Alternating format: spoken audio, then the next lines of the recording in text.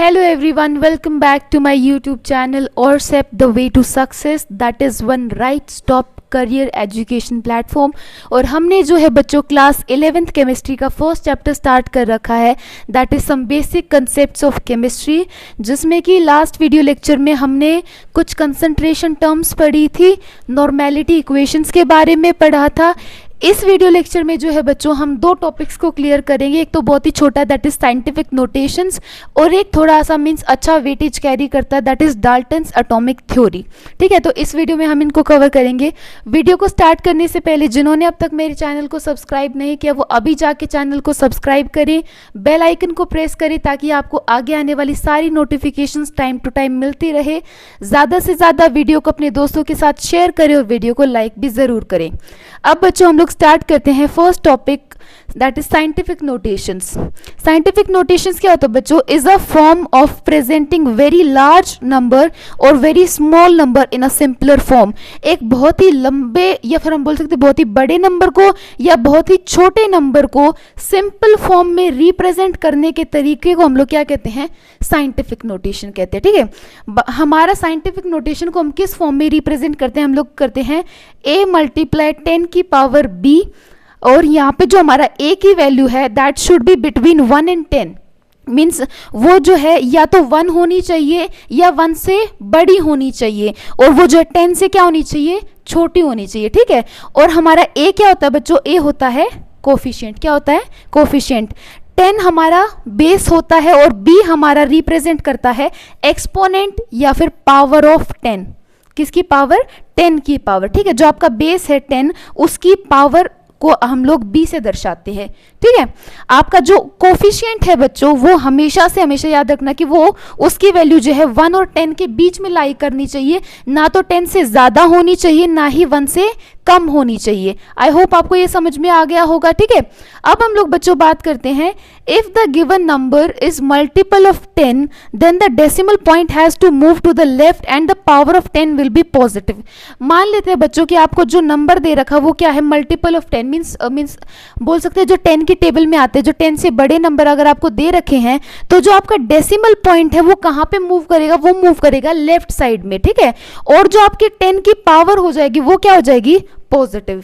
Example के साथ समझते हैं। देखिए, अगर आपको एक नंबर दे दिया 6000, आपको बोल दिया कि इसका साइंटिफिक नोटेशन बताओ क्या होगा, तो अब ये देखिए ये जो हम लोग बोल सकते हैं मल्टीपल ऑफ 10 है, तो इसमें हम लोग क्या करेंगे? जो डेसिमल हमारा होता है हमेशा यहाँ पे होता है, नंबर के एंड में होता है। ठीक है, तो हमारा जो डेसिमल है वो इस केस में कहाँ पे मूव करेगा? लेफ्ट साइड में। ये हमारा लेफ्ट साइड है डेसिमल का, ये लेफ्ट साइड है, और ये डेसिमल का क्या है? राइट साइड है। ठीक है, तो अगर ऐसा कोई केस हो तो हमारा डेसिमल लेफ्ट साइड में मूव करेगा। तो अब ये देखिए जितने ही बार आपका डेसिमल मूव करेगा उतनी ही उसकी पावर हो जाएगी। मीन्स देखो यहाँ से 0.1 2 3 आपको मीन्स जो कोफिशिएंट है, कोफिशिएंट आपका क्या हो गया? 6 हो गया। 1 से बड़ा है और 10 से क्या है? छोटा है। ठीक है, तो आपका कोफिशिएंट की ये आपका रूल लग गया। मल्टीप्लाइड बेस आपका क्या है? 10 है, और उसकी पावर कितनी हो गई? 3 हो गई। पावर या एक्सपोनेंट दोनों बोल सकते हैं। पावर बच्चों हमें कब पता चलती है? जितना डेसिमल मूव करेगा उतना ही उसकी क्या हो जाएगी? पावर हो जाएगी। अब ये बात को याद रखना, जब भी अगर आपका डेसिमल कहाँ पे मूव कर रहा है? लेफ्ट साइड में मूव कर रहा है, तो आपकी 10 की पावर क्या हो जाएगी? पॉजिटिव हो जाएगी। यानी कि अगर आपका डेसिमल लेफ्ट साइड में मूव करता है तो आपका जो पावर है 10 की पावर है वो जो क्या हो जाएगी? इंक्रीज हो जाएगी। यानी कि आपको पता है पॉजिटिव है, इट मीन्स एक नंबर इंक्रीज हो रहा है। ठीक है, तो इस बात को ध्यान रखना। अब हम लोग बच्चों नेक्स्ट रूल की बात करते हैं। नेक्स्ट रूल क्या बोलता है आपको? If the given number is smaller than 1, अगर आपका जो नंबर है वो 1 से छोटा आपको दे रखा हो, then the decimal point has to move to right so the power of 10 will be negative. देखो इसको हम लोग एक एग्जांपल से समझते हैं। बाय चांस आपको एक नंबर दे दिया 0.006, हमें पता है ये इतना छोटा नंबर है, ये 1 से भी कम है, तो ये अगर आपको कोई नंबर 1 से भी छोटा दे रखा है तो आपका जो डेसिमल है बच्चों वो कौन सी साइड मूव करेगा? राइट साइड मूव करेगा। ठीक है, और आपकी जो पावर हो जाएगी 10 की, जो आपकी पावर होगी वो क्या हो जाएगी? नेगेटिव। मैंने पहले भी बताया था कि लेफ्ट साइड में अगर वो मूव करता है तो पावर आपकी पॉजिटिव होगी, यानी कि आपकी डेसिमल की पावर क्या हो रही है, इंक्रीज हो रही है। लेकिन अगर वही डेसिमल राइट साइड में मूव करता है तो पावर हो जाएगी नेगेटिव। इसका मतलब जो आपका पावर है 10 की पावर जो है वो क्या हो रही है, डिक्रीज हो रही है। आई होप आपको ये भी समझ में आया होगा। इसका अगर आपको साइंटिफिक नोटेशन लिखना हो बच्चों तो हम लोग क्या करेंगे, पहले तो हमें पता है ये हमारा कोफिशिएंट है, कोफिशिएंट के पहले आप इस डेसिमल को ले आओ, ठीक है। हम लोग क्या करेंगे, इसको 1 2 नहीं एक और आ जाएगा है ना 3, क्योंकि ये 6 के आगे आना चाहिए डेसिमल, ठीक है। तो हमारा कोफिशिएंट हो गया 6 मल्टीप्लाई 10 की पावर, कितनी टाइम्स मूव किया आपका डेसिमल, 1 2 और 3, तो 3। हमने अभी बोला कि राइट साइड में अगर आपका डेसिमल मूव कर रहा है तो आपकी पावर क्या हो जाएगी, नेगेटिव हो जाएगी, तो -3 आ जाएगा, ठीक है। 6 × 10 की पावर -3। यहीं पे अगर हम कुछ और एग्जांपल्स लेते बच्चों, बाई चांस आपको दे दिया 4 9 एंड 3 4 5 6 7, आपको ये बोलते हैं इस नंबर का साइंटिफिक नोटेशन बताओ, तो आपको पता है ये जो आपका मल्टीपल ऑफ 10 है, तो हमारा जो पॉइंट है वो यहाँ से मूव करेगा, किस साइड मूव करेगा, लेफ्ट साइड मूव करेगा। अब ये देखो आपका जो कोफिशिएंट है वो एक नंबर के पहले वो डेसिमल आना चाहिए, ठीक है। तो 4 के यहाँ पे डेसिमल आ जाएगा आपका, मूव करो कितना हो जाएगा, 1 2 3 4 5 6 7 8। इट मीन्स आपके डेसिमल ने कितने टाइम्स मूव किया, 8 टाइम्स मूव किया, तो आपकी 10 की पावर क्या हो जाएगी, 8 हो जाएगी, ठीक है। पॉजिटिव होगी क्योंकि हमने अभी बोला लेफ्ट साइड में अगर वो मूव करता है तो हमारी जो एक्सपोनेंट है या फिर जो पावर है वो पॉजिटिव रहेगी, और हमारा जो कोफिशिएंट है वो क्या हो जाएगा 4.9, ठीक है।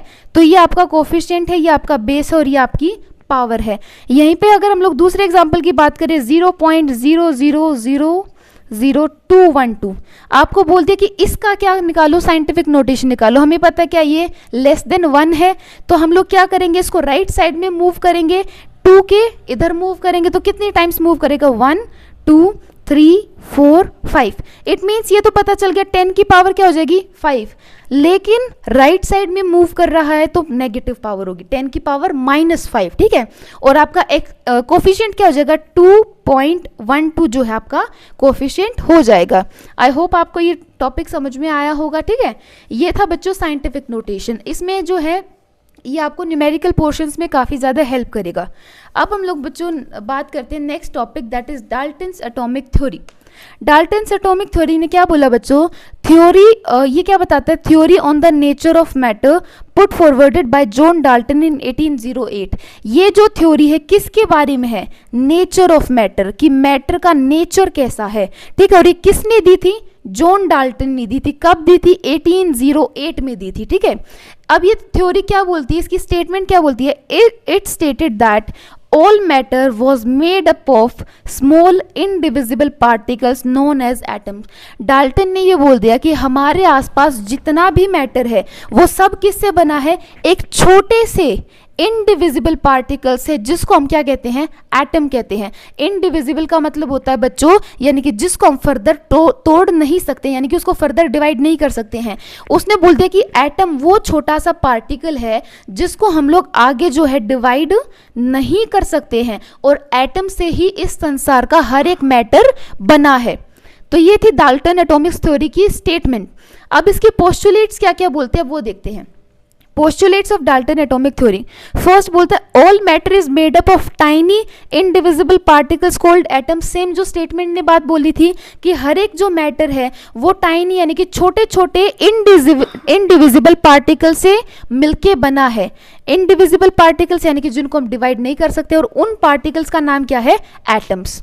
सेकेंड पोस्टुलेट बोलता है बच्चों all atoms of a specific element are identical in mass, size and other properties.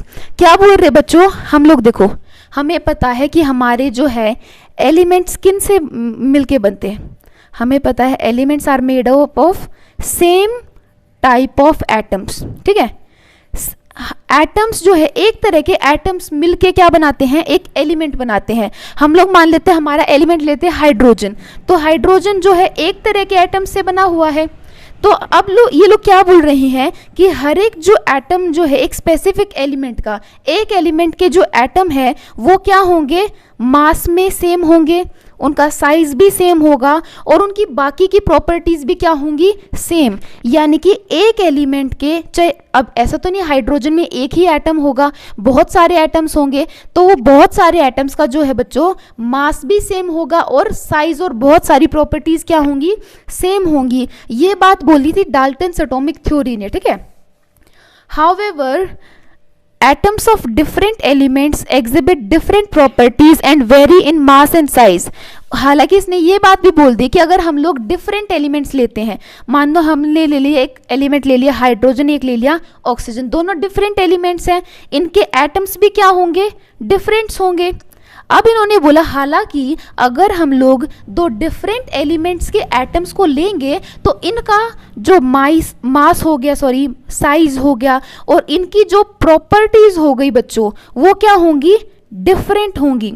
यानी कि अगर हम लोग दो अलग अलग एलिमेंट्स के एटम्स को लेते हैं तो उनका मास, साइज और उनकी प्रॉपर्टीज क्या होंगी, डिफरेंट होंगी, ठीक है। हालांकि अगर हम लोग एक ही एलिमेंट के एटम्स को लेते हैं, ऐसा तो है नहीं कि एलिमेंट एक ही एटम से मिलके बना होगा, बहुत सारे छोटे छोटे एलिमेंट्स ने मिलके हाइड्रोजन का एलिमेंट बनाया होगा, तो इन सभी एटम्स का जो कि सेम एलिमेंट का है उनका जो मास, साइज, प्रॉपर्टी वो सब क्या होंगी, सेम होंगी। ये था डाल्टन का सेकंड पोस्टुलेट, ठीक है।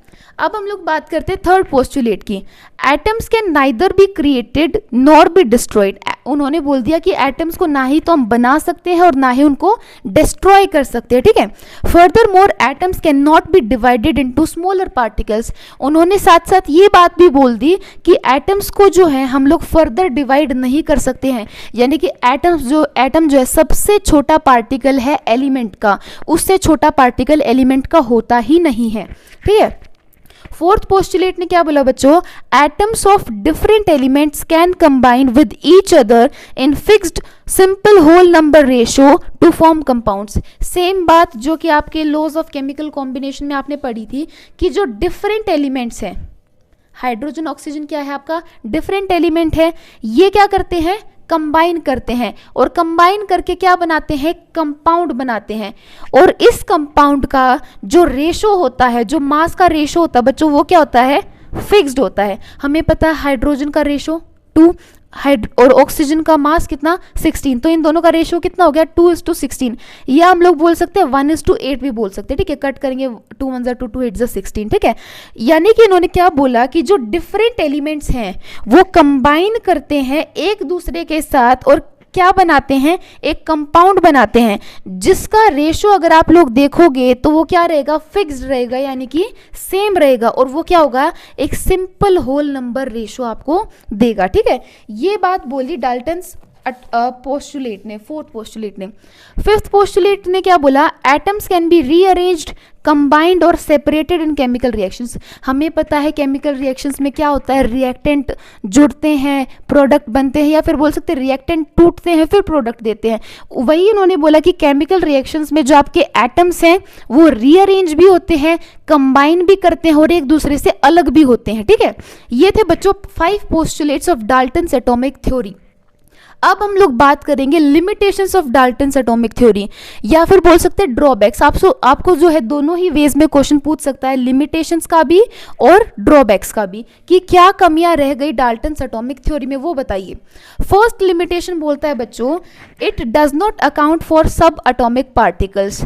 क्या बोल रहा है, डाल्टन ने बोल दिया कि जो है एटम जो है सबसे छोटा पार्टिकल है एलिमेंट का, लेकिन फर्दर जब डिस्कवरी हुई तो ये पता चला कि जब एटम टूटता है तो वो 3 चीजें और देता है।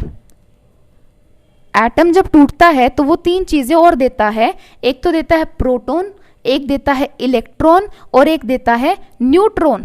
यानी कि ये बात जो है डाल्टन की गलत प्रूव हो गई कि एटम इनडिविजिबल पार्टिकल है। नहीं, जब आगे साइंटिस्ट ने डिस्कवरी की तो उनको पता चला कि एटम को तोड़ने पर हमें 3 छोटी छोटी चीजें और मिलती हैं, that is proton, electron and neutron. तो ये बात उसकी गलत साबित होगी। तो ये उसकी एक लिमिटेशन थी कि उसको ऐसा नहीं बोलना चाहिए था कि जो है एटम से और छोटा पार्टिकल नहीं होता, या फिर हम एटम को नहीं तोड़ सकते, ठीक है। It Dalton's atomic theory stated that atoms were indivisible, उसने बोल दिया था कि एटम्स क्या है, इनडिविजिबल है, इसको हम फर्दर तोड़ नहीं सकते हैं। हाउएवर द डिस्कवरी ऑफ सब एटॉमिक पार्टिकल्स, हालांकि जब किसकी डिस्कवरी हुई, सब एटॉमिक पार्टिकल, सब का मतलब होता है स्मॉल एटॉमिक पार्टिकल, यानी कि एटम से भी छोटा उसका टाइप, जैसे कि आपका प्रोटॉन्स, इलेक्ट्रॉन्स और न्यूट्रॉन्स, डिसप्रूव्ड दिस पोस्टुलेट, उसने जो है गलत साबित कर दिया उसके उस पोस्टुलेट को, ठीक है। सेकंड ड्रॉबैक देखो क्या बोल रहा है बच्चों, it does not account for isotopes, isotopes हमने पढ़ा था, यानी कि उसमें पीरियोडिक टेबल में एलिमेंट्स की पोजीशन सेम है, एटॉमिक नंबर सेम है, लेकिन एटॉमिक मास क्या है, डिफरेंट है, जैसे कार्बन 12 है और एक क्या है, कार्बन 14 है, ठीक है। तो मीन्स ये जो है आपका क्या बोलता है, as per Dalton's atomic theory all atoms of an element have identical mass, Dalton's theory ने क्या बोला था कि सभी एटम्स एक एलिमेंट के, अगर हम लोग हाइड्रोजन का एलिमेंट ले रहे हैं तो इसके सभी एटम्स का जो है मास, साइज, प्रॉपर्टी सब कुछ क्या होगा, सेम होगा, have identical mass and densities. तो उन्होंने बोल दिया कि एक एलिमेंट के अगर हम बहुत सारे एटम्स लेते हैं तो उनका मास, साइज, डेंसिटी, प्रॉपर्टी सब कुछ सेम होगा। However, different isotopes of elements have different atomic mass, हालांकि जो एलिमेंट्स हैं उनके अलग अलग क्या हैं, आइसोटोप्स हैं, और उनका क्या है, अलग अलग एटॉमिक मास है। उसने तो बोल दिया कि हर एक एलिमेंट के एटम का मास सेम रहेगा, लेकिन अगर उसी एलिमेंट के एटम का, उसी एलिमेंट का हम लोग क्या ले ले, आइसोटोप ले ले, तो उसके एटॉमिक मास में क्या आ रहा है, डिफरेंस आ रहा है, ठीक है। एग्जाम्पल अगर हम लोग हाइड्रोजन का लें, आपका आइसोटोप, हाइड्रोजन के 3 आइसोटोप्स होते हैं, हाइड्रोजन के 2 होते हैं, ड्यूटेरियम और tritium, means hydrogen, deuterium, tritium, ये ठीक है, आइसोटोप्स होते हैं।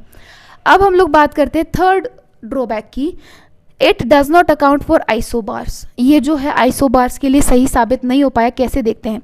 This theory states that the masses of the atoms of 2 different elements must differ, इस थ्योरी के पोस्टुलेट ने क्या बोला था बच्चों कि अगर हम लोग 2 डिफरेंट एलिमेंट्स के, मान ले हम हाइड्रोजन और ऑक्सीजन 2 अलग अलग एलिमेंट्स ले लेते हैं, इनके जो एटम्स का मास है वो क्या होना चाहिए, डिफरेंट होना चाहिए according to Dalton's atomic theory.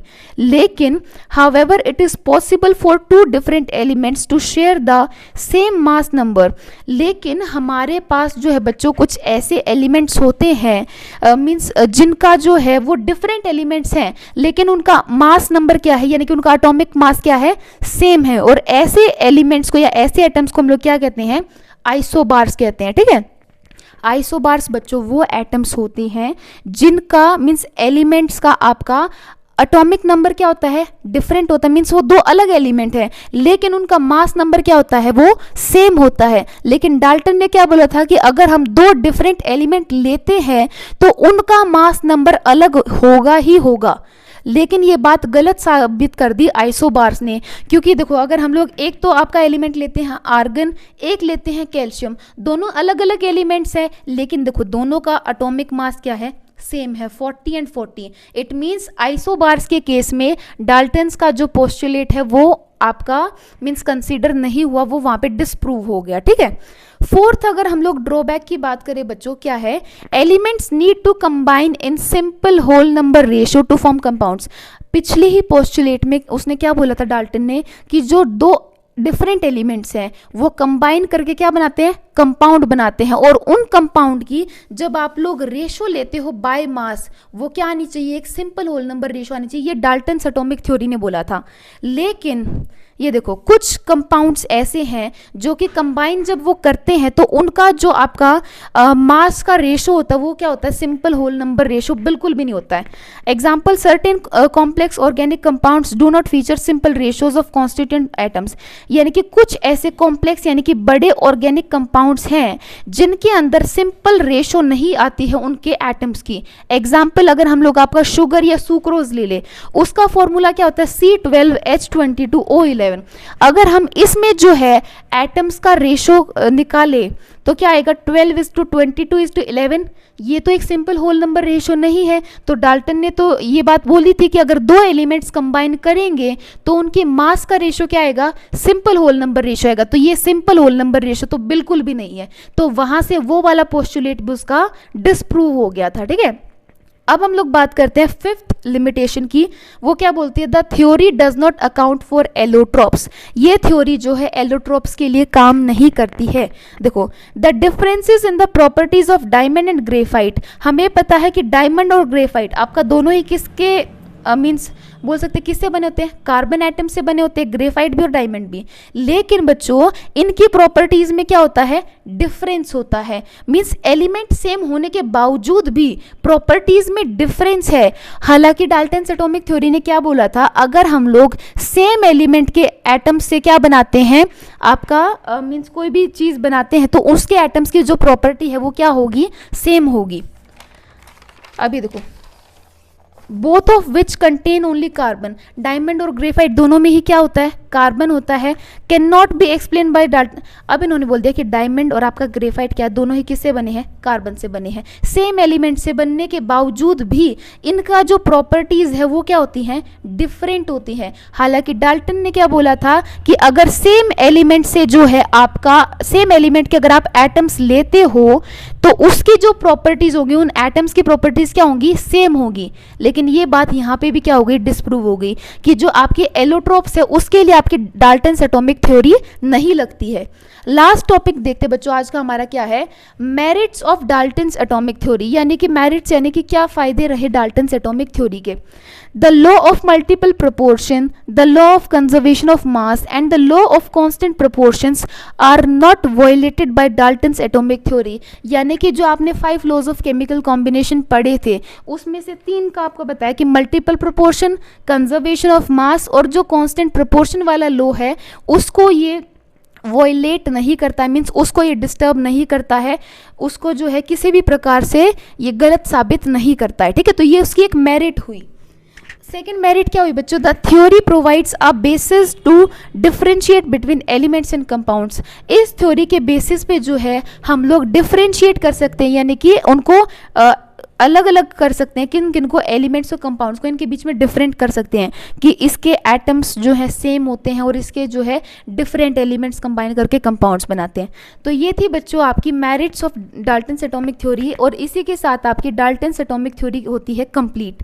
तो आज के वीडियो लेक्चर में हम लोग इतना ही करेंगे। नेक्स्ट वीडियो लेक्चर में जो है एक छोटा सा टॉपिक रह गया है, एम्पेरिकल फार्मूला, एटॉमिक मास और एक और रहता है शायद, उसमें जो है कल आपका चैप्टर कंप्लीट हो जाएगा। ठीक है, आई होप आपको वीडियो लेक्चर समझ में आया होगा, और अगर आपको वीडियो आज का पसंद आया हो तो चैनल को जल्दी से सब्सक्राइब कर दे, वीडियो को ज़्यादा से ज़्यादा शेयर करें और ज़्यादा से ज़्यादा लाइक भी करें। और अगर आपको कोई भी डाउट रह जाता है तो आप कमेंट सेक्शन में पूछ सकते हैं। Thank you so much for watching my video.